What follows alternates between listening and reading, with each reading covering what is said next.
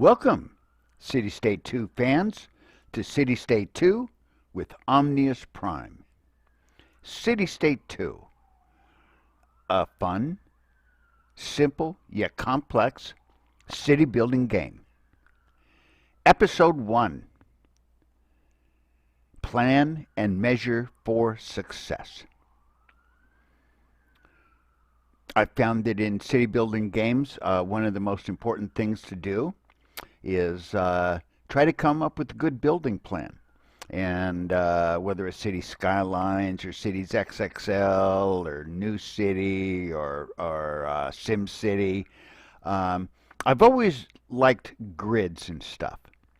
Now here you can see, got some people walking, and those little buildings with the M on that, that's the metro. That's the underground rail system. So right now we're traveling along a nice avenue, and as you can see, there's not much traffic, and that's because a large part of the citizenry are using the fine underground railroad station system that I've developed. Ooh, there's a car that just instantly popped up there, and we can actually see the little car in movement here. I'm just running the clock. Ooh, did he catch a green light? Oh, that was a yellow light. Whoa. Now there's a drunk driver. Let's go get him with the police car. So, yeah, having a good plan always helps. And this game definitely can use a good plan. There's a little city-state advertisement on the right there. Now, graphically, this game is really something else. Get some really, really good detail. I mean, you can see individual blades of grass. And at some point, I think I'll probably, zoom it down to show you that. Now we got 3 people walking right there. And somehow I managed to be able to set this up. Now here you can see that there's been places where I've got like a lot of these cross streets coming across this avenue, and then you see these little metro buildings, entrances down to the underground rail system, and then there'll be some blocks where there's a bit of distance between intersections. So what I'm trying to do is I like this parquet floor street setup that I've developed throughout the games that I've played, and so that it kind of regulates traffic. And what it also does is has the buildings moving in different directions and stuff, so it gives a little bit of a break to the monotony of, say, all the buildings and streets facing basically the same way. See, like here we're coming up on the end of one of these big blocks, and there's an elementary school on the right, and there's an elementary school on the left. I tend to use corners for a lot of the public buildings. And now, as you can see here, there's a big block where the streets are now running in the opposite direction. Okay? And you can see that now we've got a good length of road that allows us the traffic to move without all those little stoplights. So this is a way to kind of help with traffic. Ooh, there we go. I caught a green light. Hey, that was, whoa, man, U-turn city.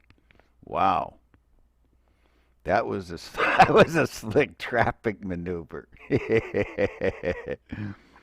So we're coming up on the end of this little joyride through the city. And then what I want to do is get busy and actually show you stuff. Um, and take you on like a helicopter ride, like you saw in the intro. This city is just really awesome. This is the latest city that I built. I finally, Andy told me how to figure out how to do the underground rail. It was a little bit different from what we do in other games, but oh, it works like a charm. So I'll be back in a moment, and I'm gonna discuss a tale of six cities because I've built like six different cities, and you can kind of see the evolution of my building plan as I've figured out how this game works. Here we are at the nation screen. Now, City State 2 is like a big nation building game, but you're building the nation one city at a time. And there is an 8 by 8 grid, and you can have 64 different cities. Now, I have 8 of them right here. Omnius Prime was my first city, and its name is in red because it is the capital city. Seleucus Secundus, that's my second city. Now, I'm a big fan of Dune. And so all of these city names here are basically like planets from the Dune series of books and stuff. And um, Omnius is the computer overmind that takes over the Earth and tries to enslave humanity. And so I kind of have gravitated to this computer overmind for my city building and stuff. And um, so what I really love are grids. So first city I built here was Omnius Prime, then Seleucus Secundus, Arrakis, Corin, Giddy Prime, and then finally Rossic. Now, layout city here I did after Omnius Prime, but you notice there's no population. This was merely, this is just a test city for testing my layouts. And Caladan I never got around to. Um, so now one of the things that you can do is when you create a nation is that you can create a new flag. Okay. Now I'm going to cancel it and stuff because I've got a flag here. But let's just, I don't know, let's choose color A. Let's choose color B. And let's choose color C. And now what we need is to pick a design. So let's pick a design like that guy. Okay. And let's put something inside of that. How about a sun? Okay. Now, that sun, I can make it smaller. I can make it bigger. I can position it top and bottom. Now, obviously, it's going to go out of frame, or I can put it back in the center. So, yeah, you can create little flags and stuff, all kinds of different patterns. And I'll just go ahead and cancel that, and we'll leave the old flag. So it's kind of, you know, a cute little thing. Let's go into, while we're at it, I'm not going to create one right yet, but then you can have different types of terrain, like coastal. You have 3 different kinds of maps per type of nation. Okay, like a peninsula. So there's an exotic. Whoopsie. Ooh, that looks kind of weird. an archipelago, so you got lots of like, water. You can choose your political culture is left, center, or right, which I chose center, of course. And my map was the Plains B one. Okay. Starting settings. Now I set the currency value to high here because I was just testing around. A higher value is helpful if the city runs out of cash and needs to print money. Oh wait, I set it to oh yeah, low. I set it to low when I did it. And it jacked up. Now the National Treasury bonus, I didn't know what this meant, but it means the percentage of money that you can give to the nation from the city. But it doesn't matter what the percentage is because you can swap money back and forth from city to nation and nation back to city real easy. And then you can create a nation name. Um, Later on, I'm going to get around to doing that. But right now, what I want to do is show you my layout plan. So I think what I'm going to do is switch to a new segment and go into one of my cities and start to show you the plan and spare you going in right now um, um, and wasting a bunch of time watching a screen, waiting for the city to load. So it takes a couple minutes for a city to load. Here we are. This is what I call layout city. Uh, this is what I use to start to figure out planning and measuring my road layout. One thing I like about what I call the parquet floor street layout is I'll have going, say, like north-south, I'll have a big square, okay? So I've got like one big square that's four of these, or one big block that's like four of these little squares, okay? And the avenue that runs in between in the middle, that's the spine of my road system, okay? It doesn't deal in speed in this game. The roads deal in capacity. An avenue at 12,000 and your monthly cost like $6. Okay, your road capacity 8,000, monthly cost $2. Street capacity 4,000, monthly cost $3. Okay, so here we have to concern ourselves with capacity. So I decided to after I built my first city, I decided to make the avenues the spine of my road system, not roads. And so I'll show you that later when I get into the my first capital city and how I use roads instead of avenues is the spine of my road system. Now, by doing this, I've got going north-south. I've got one big block that's kind of interrupted with intersections. Now, the next big block, I'm going north-south, and I've got some speedy traveling. Then it slows back up again. Okay, but this way, what it does is it spreads out the traffic. If you run all the streets the same way, then like say east-west, you might be going real fast, okay? But then north-south, you got a whole bunch of north-south. You're like, then you're traveling north-south is going to suck.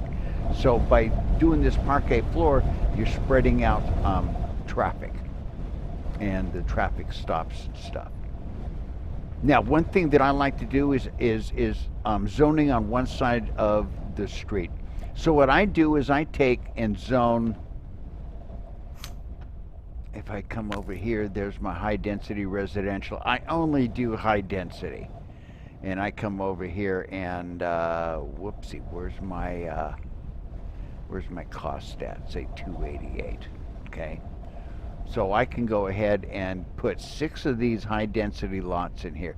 Now, what I don't want to do is like, dork around here at 252. You see, I've got 3 nice big lots, but then I got 3 small little lots. So no, I do multiples of 48. Okay, 48, 96, 144, 192, 240, 288. So I like to put stuff on the top streets. Okay, like in here, I'll put residential. I put commercial over here. Okay, and in the corners, I'll stick things like schools. Now let's stick the school over here, the elementary school. Put the high school over here, because it fits nice right there. And it's a little bit longer than a regular school.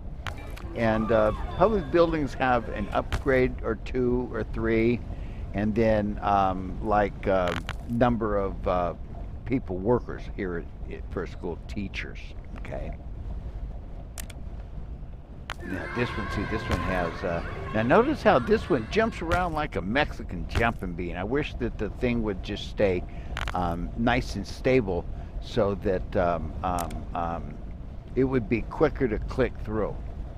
Okay, so I'm going to get into the buildings and what they mean, and the info screens in the buildings, and how you make them work real well for you later on. Right now, like I said, I just want to do some layouts.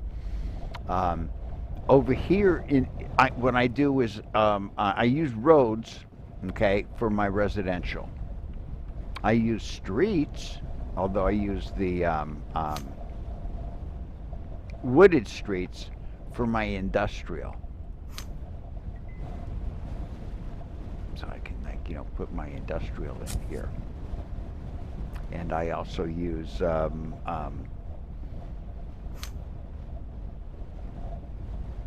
put my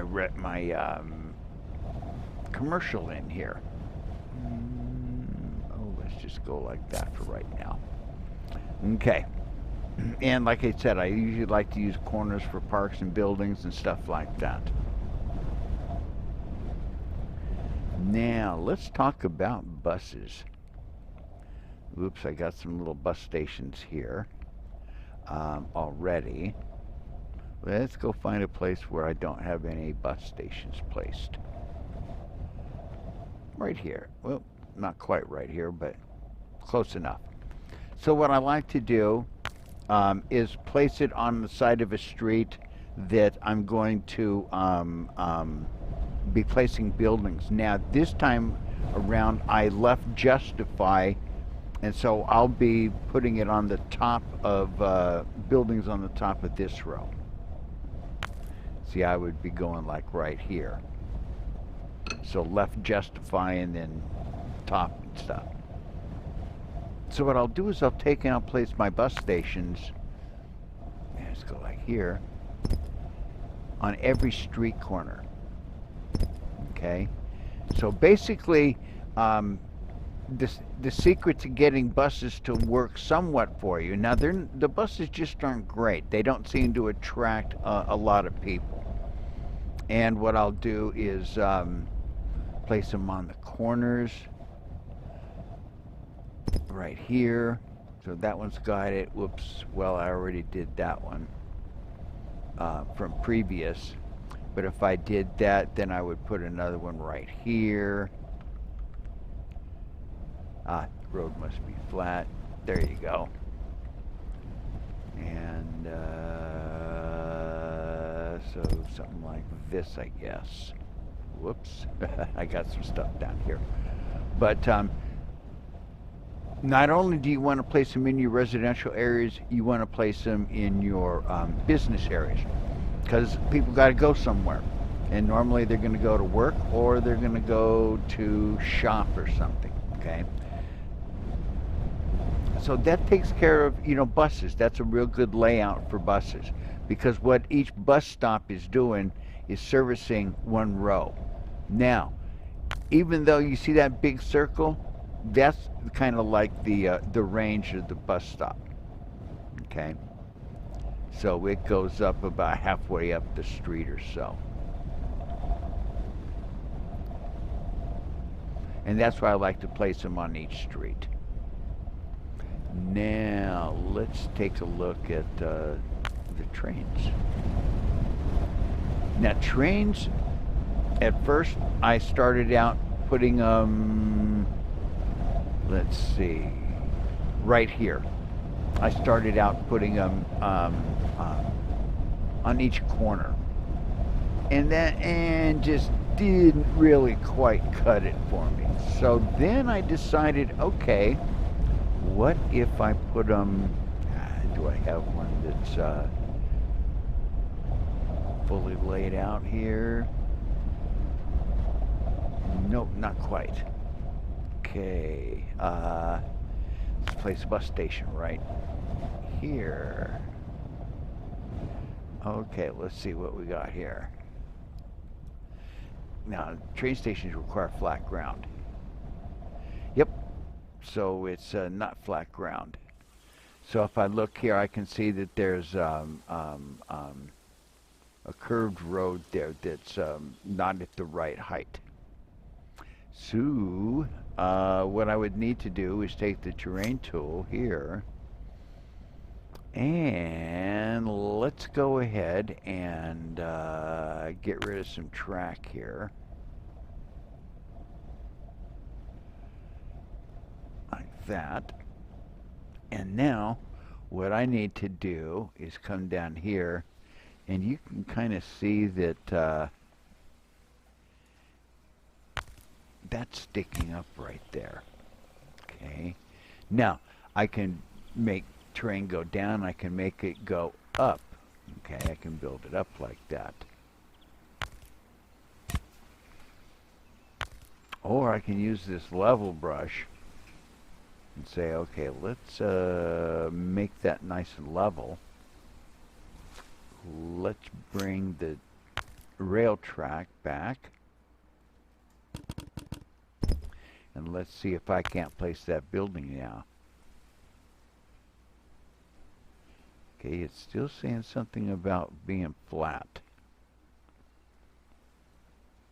And it sure likes to, see, it wants to go that way. Oh, there we go. Well, let's just, there you, come on. There, you got to place it right there. Now, why is, there we go. That's what I wanted. So boom, then you place it just like that. And what I'm always doing is trying to place them in the same place and stuff. And then what I would do is, let's see, can I make the track go from here down to here? Oh, and I didn't even have to flatten anything. Okay, and then what I'm going to do is place a train platform here, and then I'll place another one. This is one thing I wish that you know, we didn't have to select the train station every time we want to place one. That it would stay like this guy here. I can place these residential buildings one after another. I like that. Okay. So I wish that the train stations we could do that. There's a lot of other buildings that wish I could do that. And then one thing I found is, like, say if I'm hitting the end of the line, all I need to do is go up 60, and then that gives me enough room to place a train station. And so that's your basic idea of train stations. Now, underground rail requires flat ground, and I'm going to cover that in another episode and stuff. But what I wanted to do is, and now, the other thing that I'm finding is that about one residential block, okay, will be served by about one industrial block. And so what I've been doing is like, you know, building the blocks side by side, and then I've been, you know, going around the edges. But normally in every city building game that I do, I go around the edges with my industrial, and I always place my residential on the inside. And then what I'm trying to do is, as I'm developing the stuff on the outside, I'm trying to keep what I develop as residential close to what I'm building and stuff. So that's the other way that you keep everything in sync. So now I'm going to, I think I've covered enough right now on the basics of road layout and the building layout a little bit. So now let's see what I'm doing in my next segment.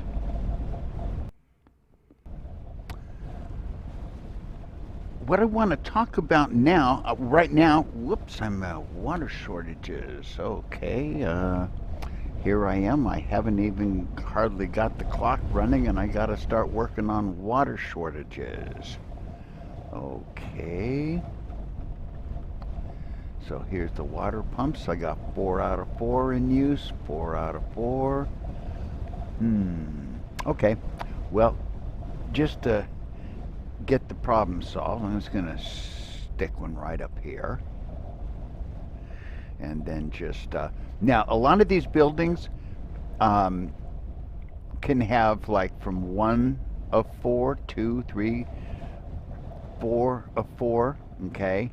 And so that's going to take care of the water. Now I've got at 86%.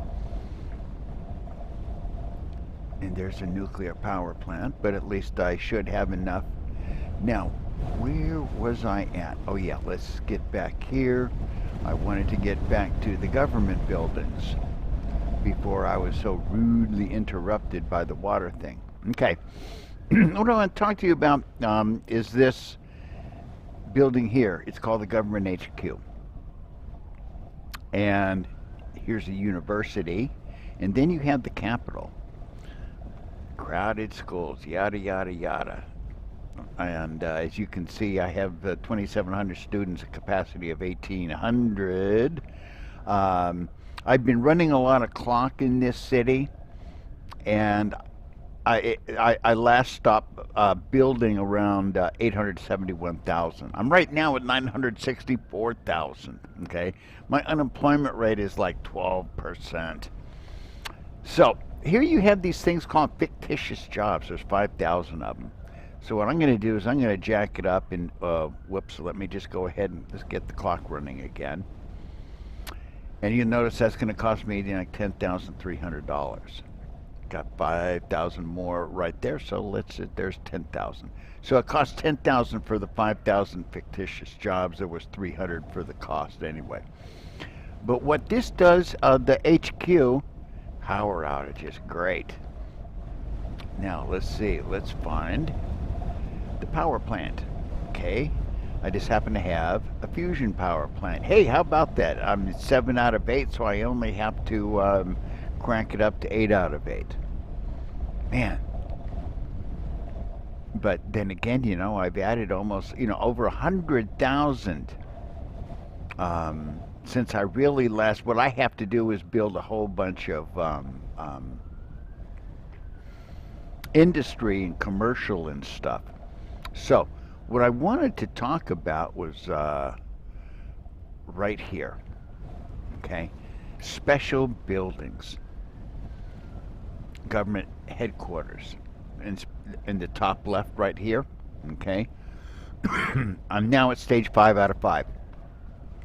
Woo!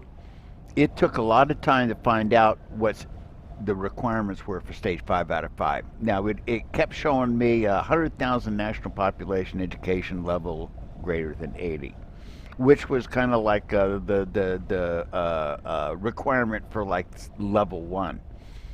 Now I went in and built other cities, you know, trying to find out how much population I needed to get that final unlock, so that I could unlock the final legislation. And this is what's really fun, is all these policies where you have economy policies, government policies, society policies, and I've got a bunch of custom policies, and they all affect different areas of the game and stuff. So what I want to do is switch over to the segments that I recorded where I actually found that final level. Here I am about to unlock my final government headquarters stage, and I'm in my capital city where I'm in the special building screen, which is right down here at the bottom right, second one from the right, stats, and there's research special buildings right there. So up in the top left-hand corner, you see the government headquarters. It's stage 4 of 5, and it says 1.2 million national population and 50 enacted policies to progress. Now I'm at like a little over 4 million in national population. I knew that I needed the national population. I didn't know about the 50 enacted policies. I had like 43 instead of 50. And I kept building population, building cities, building population, thinking I needed a whole bunch of population. Now, I was looking in other cities, looking at the screen, and the government headquarters would tell me 100,000 national population and education over 80, which is the requirement for the first government headquarters unlock. So all the cities afterwards, I'm looking at the special buildings, looking at the government headquarters, just telling me the same thing, 100,000. You know, finally ended up looking at the special building screen and at the government headquarters, and boom, there it is. Okay, so what I just needed was the 50 enacted policies. So let us take a look over here at legislation. So now I have 14 economy, I have 14 government, I have 14 society. I now have 7 custom. So I'm going to do number 8 right now. The last one I did was health boost. This time around I'm going with security boost. So let me just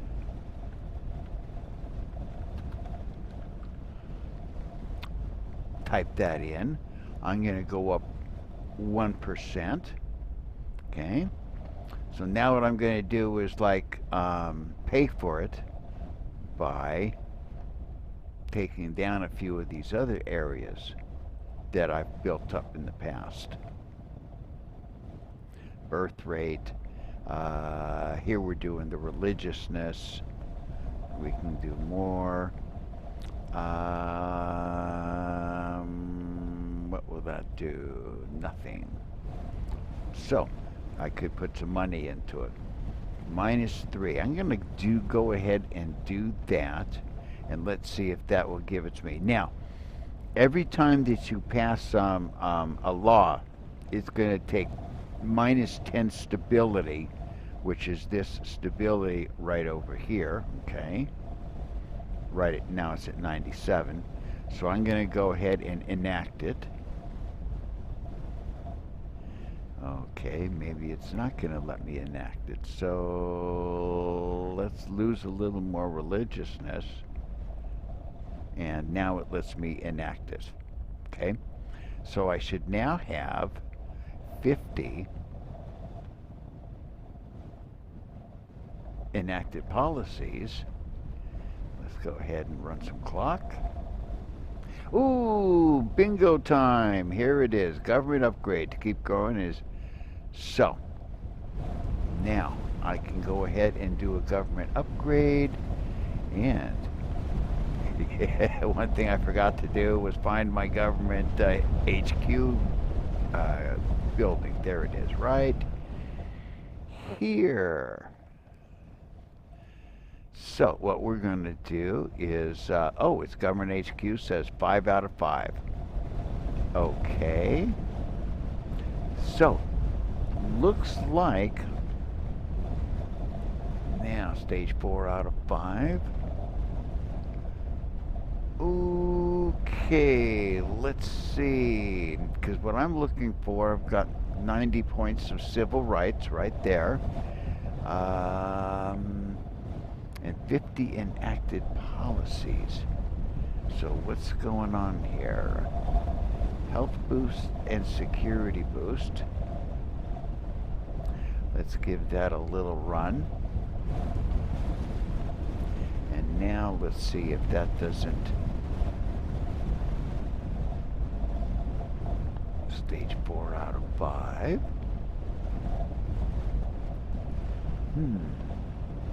So what I'm trying to do is get to the state media here, which should pop open at some point. So it does tell me that I'm at 5 out of 5. But this legislation,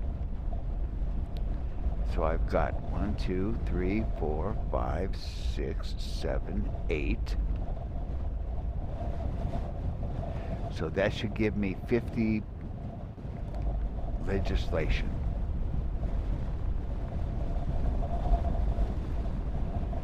So I'm not seeing why it's not turning to green. Well, let's try one more. Okay, so I've done corruption. How about, let's do pollution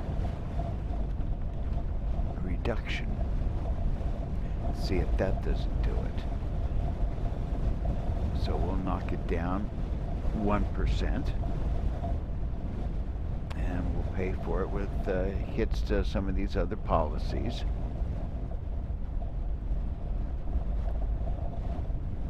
Education got the most boost. Okay, oh wow.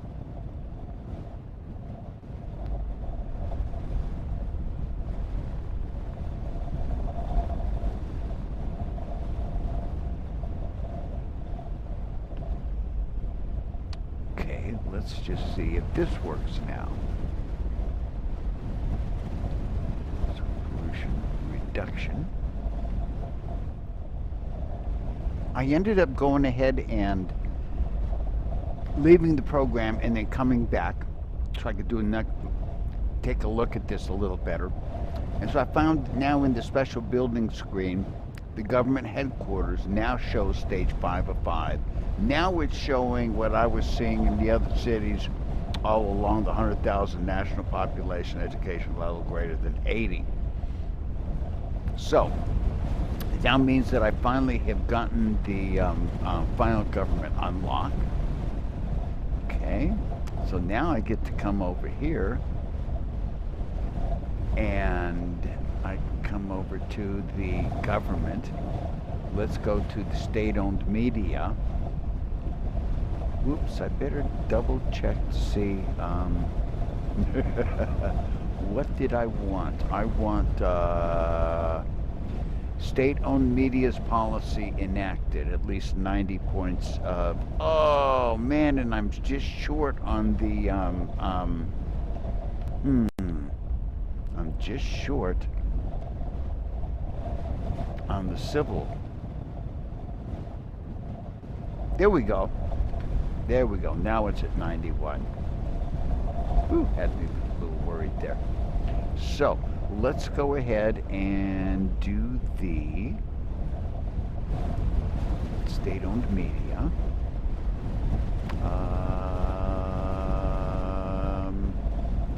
Let's see what we have here. Could go to none. Do one TV channel. Gives a little boost to education. Only public channels are allowed to broadcast news. All medias, including state medias, are state-owned. Ooh. Economic freedom -2, corruption +2. That doesn't look very good. Let's just go ahead and try that. Costs 863. It'll take me 10 stability. Okay, one TV channel. Now, let's see what we have over here. Run some clock.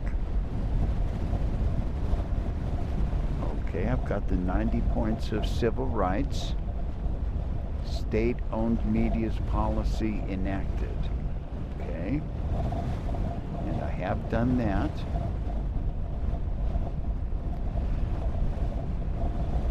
I wonder if it's going to be this one. Let's just try that.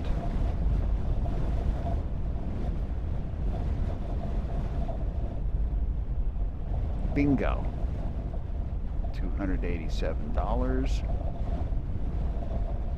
Okay, hold on. So let's come back here. Whoopsie. Research. At least 90 points of civil rights. Oh, man. So that really kind of trashed the... Okay, let's try something then. Anti-corruption. What's going to give me civil rights? None? Nope.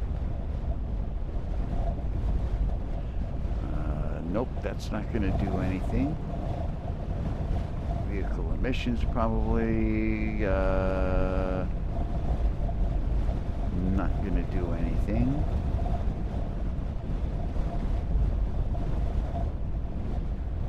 Modesty law. Ooh, okay, let's -2. No specific code. There's a +1. Let's go ahead and we'll do that one. Family planning. Ooh, up to +4. That looks good. There we go. Now it's up over 91. Now, at least 90 points of civil rights. Come on, come on. Let's green it up. There we go. All right, it's available. So now I can build the state-owned media.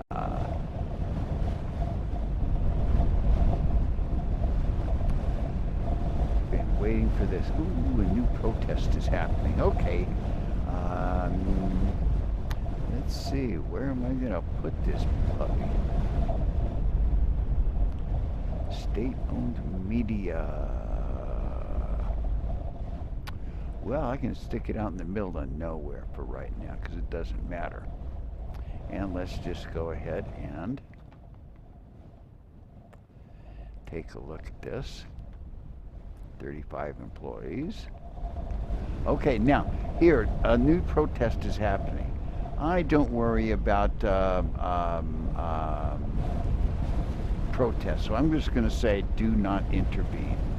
Okay, let the people protest. It'll blow off in a little bit. But finally, I did the state-owned media, and now I'll have to see about getting my approval rating up to like 80. Here we are at a high-level view of the city of Rossack, and you see I've got 1.549 million people. This is my biggest city. This is my latest, my crown jewel. This is where everything clicked, and I'm going to show this to you in more detail in the next episode and explain how I was able to get this city functioning so well. One thing I really like is the traffic congestion. Oh, it only shows 0 right now. Actually, it's like around 9%, and really proud of that. How I was able to get the traffic system working. But before I end this episode, what I want to do is show you one really cool little feature. It's called State Copter Mode. So let's go here. Let's go to the chopper. Let's take a ride in the sky. And now let's, oh, whoops. That was stupid. Oh yeah, let's go back to the view again. And go back to the, okay, there it is. Now, there we go. And let's just turn that off. So here we go. Up in the air, Junior Flyboy. And this is why I don't play flying games. So, but I have kind of gotten pretty good at this. So what I want to do is show that, like on the left here, there's a couple of prisons down below. We're passing over some farmland. And to the right of this road, you see a lot of industrial area. So I always like to zone, and I'm passing by commercial. So commercial and industrial go together nice. And you can see I've done some farms and stuff. So let's take a turn and let's kind of head into the city, and hopefully I won't go crashing into any big buildings here. But as you can see, it looks pretty impressive. Um, this game isn't easy to learn because there's no documentation. Okay, so and the videos that have been done before don't really explain how the game works. But I intend to, in a couple of videos, go through the various aspects of this game and explain how it all works. And yeah, I just love this little helicopter mode for flying around and stuff. So let's see if I can cut through here and not crash into any buildings. How about that? And yes, it has this magnificent fireball effect. Ooh, there's a big tall building I'd better get out of the way of. There we go. These arcologies, man. I mean, there's a lot of fun stuff in this game, but it's not well explained, and unless you really, spend time, it's not easy to discern. Whoa, how about that? So I hope that you'll be back for my next episode where I'm really going to go through and explain how this game works and how you can make a city that functions really well, has all kinds of great services, and has traffic congestion that's like basically non-existent, as well as no pollution.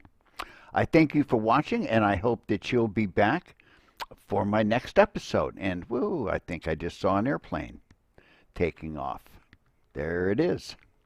So there's my little airport, and there's the airplane.